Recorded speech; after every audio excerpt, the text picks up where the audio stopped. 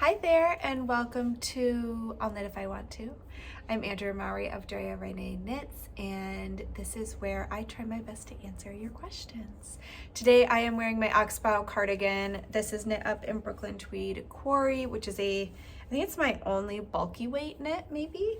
And it is what I grab like on those really wet, cold days. Because that's what it is today. If we just had if we were 2 degrees cooler, it would be snow. And I really wish it was snow, but it's not. So we have a cold, rainy day, and I try really hard to embrace all the weather. But man, I wish we had some snow. Do you have any snow where you are? One of the reasons we moved is I was kind of chasing winter. Things have warmed up in Michigan where we lived, and I would always see these great pictures here in Maine of snow, and there has not been snow. And Michigan's getting a ton of snow. I'm like, isn't that just the luck? It's like when you're in a traffic jam, you're like, okay, which lane should I be in? And then the lane next to you is like going. You're like, and you switch lanes, and then all of a sudden that lane just like stops and the other one starts going. That's been my snow journey. So anyways, let's answer some knitting questions. Funnily enough, this first one's not a knitting question, but it is a question I get at least once a week. So I've answered it before, I definitely sent it out in my newsletter, but I'm gonna answer it again because I get it so often. I've been admiring your moon phase banner in the background of your videos and was wondering if you made it yourself. It's lovely. I wish I'd made it myself. This beautiful, this way, beautiful moon phase garland is from Circle of Stitches, and that is a yarn shop in Salem, Massachusetts. I highly recommend checking them out. They have a fabulous yarn shop. Sorry. No, still got a hair in my mouth. That's awful. Okay. Anyways, back to the moon phases. I love Anna's shop. She has a great online shop, wonderful yarn selection, and moon phase garlands. All kinds of other fun things in there besides knitting stuff. But I do believe right now the garlands are out of stock, but she does have a notify me button. So if you go click that, then you get an email once it's back in stock. So definitely check it out. I love mine. It's one of my favorite things in my studio. All right, question number 2, gauge. I'm still new to understanding gauge and I'm diving into sweater knitting. I have a couple questions on measuring swatches. 1, when a pattern calls for X amount of yardage, would that include yardage needed for a swatch? This is another question that I get on the weekly. So I cannot speak for everybody. I can't speak for other designers, but I always include a bump in yardage for things such as swatching and just in general gauge and tension discrepancies. I usually add about 10%. That being said, I personally don't want to stress out about running out of yarn. I have played some pretty epic games of yarn chicken because I also understand not necessarily wanting a whole extra skein of yarn that you might not dip into, especially when we are on a budget and depending the yarn we're buying. So yes, I include a bump that should be plenty enough to swatch. Also consider the fact most swatches, unless you are knitting them in the round and then cutting them, you can unravel them and use that yarn if you need it. So don't forget that you can use that yarn again. But yes, so I do include a bump. That doesn't mean that I wouldn't say, if you're worried, buy an extra skein. If you plan on making modifications such as lengthening anything in a sweater, then you definitely want to buy an extra skein. So take those things into consideration, but for the most part, when it comes to my patterns, you should be good to go with your swatch with the amount of yarn listed in the pattern. Part 2 of this question, is wet blocking better for swatching? I've heard you can steam block, but not sure if that's as accurate. And I'm an impatient person and just want to get right to the knitting. I get it. 100%. But if you're an impatient person, then you probably also don't want to have to undo hours and hours of work because you did not have an accurate gauge reading. So I would consider that, but I would wet block. Let me actually adjust that a little bit. I would block your swatch however you plan to block that finished knit. If you are going to wet block your sweater, which I would imagine you're going to, then you absolutely should be wet blocking the swatch. If you're only going to steam block your finished object, then you can steam block your swatch. You want to treat that swatch just like you're going to treat your finished knit, because that's what's going to be the most accurate. And part 3, when you wet block a swatch, do you let the fiber lay flat on its own, or do you need to coax it a bit to stretch and pin it in place? I thought you could aggressively block finished projects, but is that what you want to do with swatching? I think this is another great tip, and I'm gonna go refer right back to my answer for part 2 of this question. You should treat your swatch however you will treat your finished knit. So if it is a lace shawl, yeah, I would probably use pins and I would aggressively block it out, because that's what I'm gonna do with the lace shawl to open up that lace. If it is just a stockinette stitch sweater that I am always just gonna pat and lay flat to dry, that's what I wanna do with my swatch. If you are too aggressive with a swatch and you don't plan on being that aggressive with the finished knit, you now don't have an accurate gauge because you've pulled and contorted it. So basically at the end of the day, always treat your swatches how you're gonna treat your finished knits to get the most accurate reading. All right. That was it. That was the gauge swatching. So I hope I do get a ton of swatching questions, so I hope that answered a lot of questions for y'all. All right, next one. How can I modify a round neck to a V-neck, specifically on your gorgeous stone crop cardigan? Is the best option, if I don't want the round crew neck, to do a shawl collar like on Spark? Love your designs. So they're also curious about Pink Fizz. So that is, one's a cardigan, one is a pullover. One thing I would actually recommend is probably snagging, either knitting from the top, would be really helpful for the stone crop cardigan because it is knit from the top. But some of those great books by like Elizabeth Zimmerman and Barbara Walker, give instructions for knitting things like V-necks, which would help you with spacing, how to space those increases or decreases to create a V-neck. I think it would be easier to do it in the stone crop cardigan, because basically what you're gonna do, you need to decide how deep you want your V-neck to be. And so that you know when you need to start. So along the steek column of that sweater, what you would do is you would start decreasing every however many rows to get your decreases in to slowly open up that neck to create a V-neck shape. So I think that would be the easier one to modify. And then you can do whatever edge treatment you want. You could do ribbing like the Oxbow here. You could do a garter stitch, and it can be any depth. You know, you have to think about you're adding width to your cardigan. So if you don't want to add a whole bunch, like kind of think about that. But you could easily just do a little ribbed or garter border, or you could add short rows around the neck to build it up for a shawl collar. So for something like this, this gets a lot wider up here than it is at the base. So this is about 2 or 3 inches at the base, but up at the top, you can see it's like 6. Ish. As far as Pink Fizz, again, so something like Pink Fizz, because that has a crew neck, what happens is there is a section of stitches you bind off, and then you decrease boop, boop, boop, boop, to finish rounding out that neck. So what you would want to do is a much smaller neck bind off, maybe even just 2 to 4 stitches, and then you are going to increase more rapidly to create that V-neck shape instead of a rounded shape.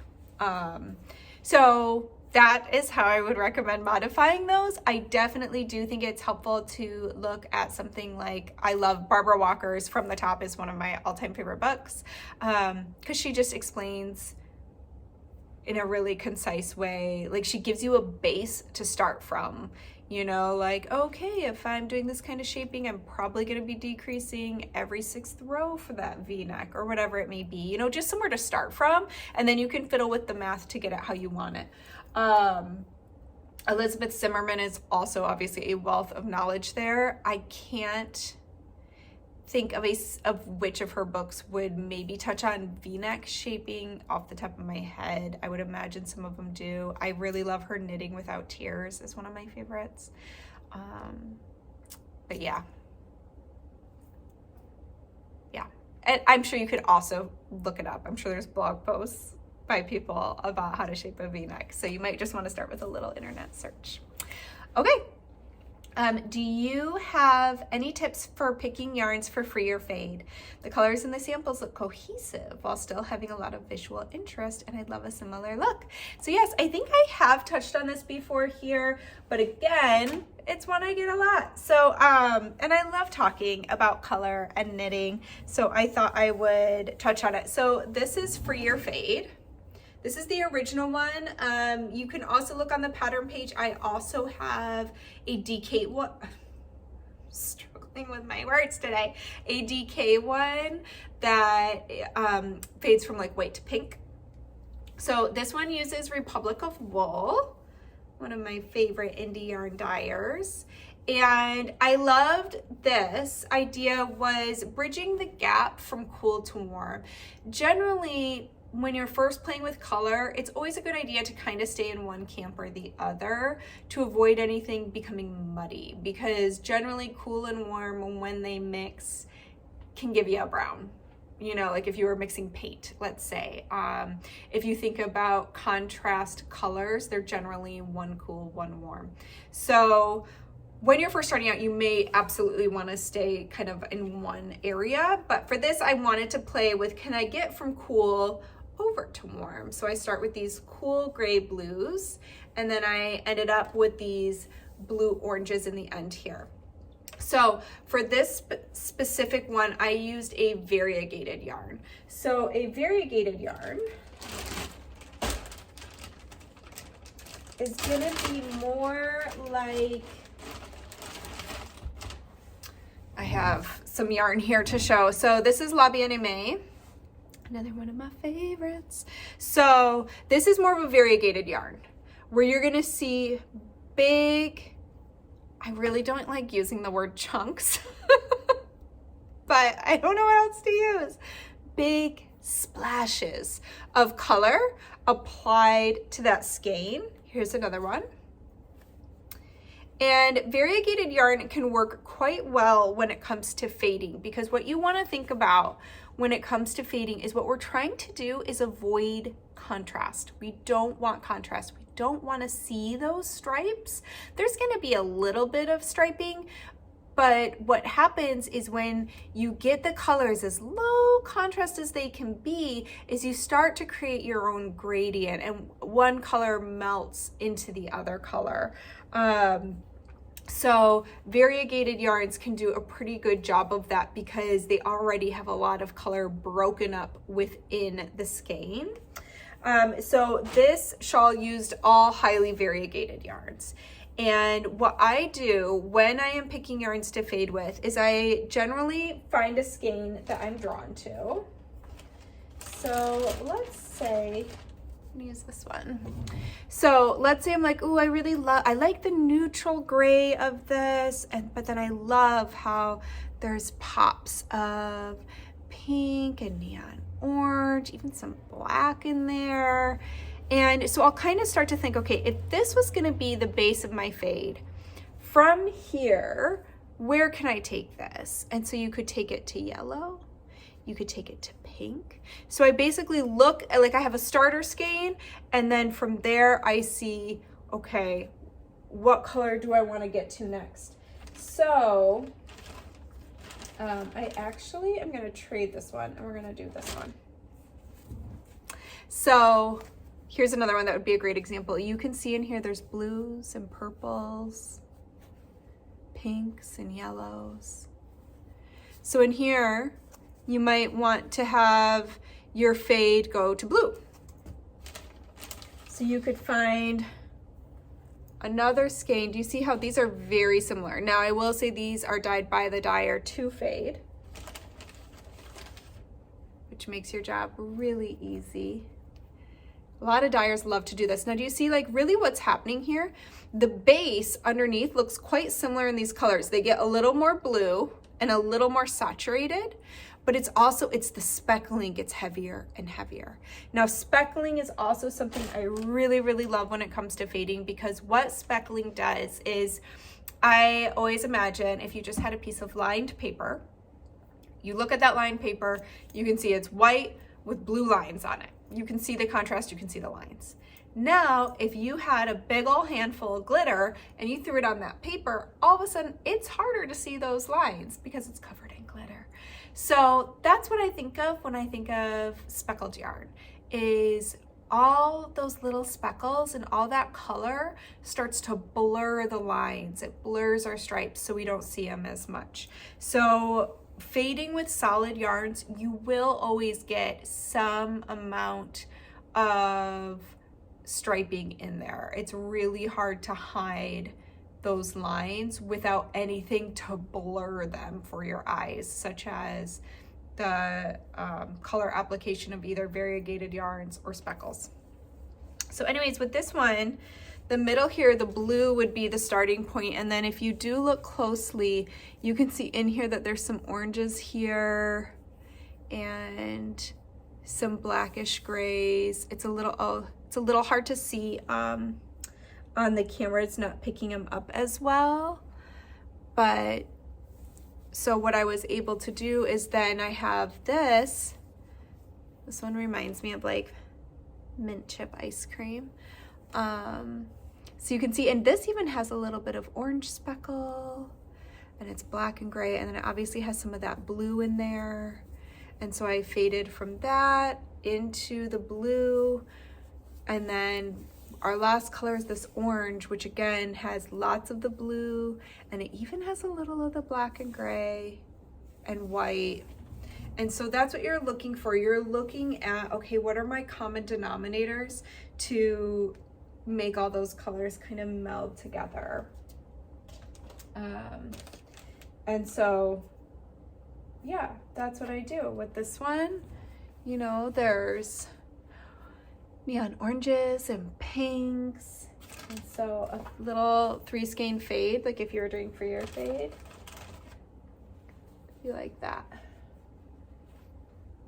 And so I often decide, am I going to fade from color to color or fading in or out? So sometimes I'll fade, let's say, for Find Your Fade, I faded from yellow to pink.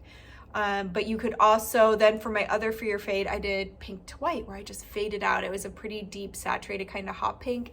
And then I went to like more of a pale pastel-y pink and then out to white. Having speckles all along the way. And you could also fade to black. You know, you can really play with where you want to go. So think about maybe going from one color to the other along the color wheel or in the rainbow. Maybe just jumping about one color and seeing how you can connect them. Otherwise, just fade in or out. All right, I hope that helps. I hope that gives you some ideas for picking some colors, but I think the best way to do it is to see those yarns in person, unless you're buying a fading kit. And a lot of knitters too, yarn dyers, I would see if they have any samples knit up in their yarns in the fades that they're offering, so that you can see how it knits up and make sure that you like it once it is knit up, because variegated yarns definitely can look a lot different in the skein than they do when they are all knit up into your project. Garter stitch also helps with the breaking up of that color and the striping effect. So that is why I often turn to garter stitch when I am doing something faded. Okay. Let's go to the next one. Okay, I just finished the Winter Honey Shawl, and I love it, but I can't figure out how to wear it. Centered to the side, wrapped all the way around my head until only the tip of my nose peeks out. So you know what I'm gonna say, to the side. Because that's how I wear all my shawls. But so I thought today it would be fun to show Winter Honey.